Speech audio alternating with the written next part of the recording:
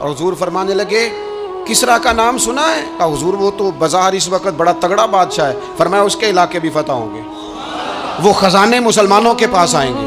اور فرمایا تو تیسری بات نبی پاک نے بیان کی، فرمایا تو یہ دیکھ رہا ہے کہ مسلمانوں میں غربت ہے؟ فرمایا عدی ایک وقت آئے گا لوگ دینے کے لیے نکلیں گے پر انہیں لینے والا کوئی نہیں ملے گا۔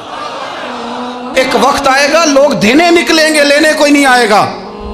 عدی کہتے ہیں کہ میں رسول کریم کا کلمہ پڑھ کے مسلمان ہو گیا، اب زیادہ دور نہیں گزرا۔ عدی رویا کرتے تھے، حاتم تائی کے بیٹے عدی رویا کرتے تھے اور رو کے بتایا کرتے تھے لوگوں وہ جو حضور نے فرمایا تھا نا بی بی ہرا سے چلے گی اور طواف کرے گی، وہ بی بی میں نے اپنی آنکھوں سے آتی دیکھی۔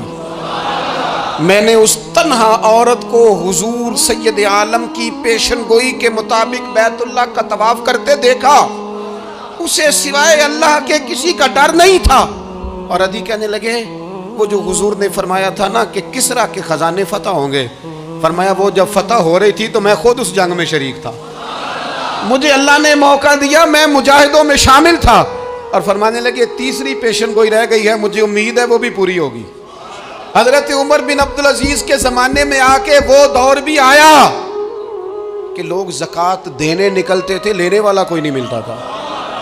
لوگ کسی کو غریب سمجھ کے صدقہ دینے لگتے تھے، وہ کہتا تھا بھائی لے جا، میں تو رات خود دے کے آیا ہوں۔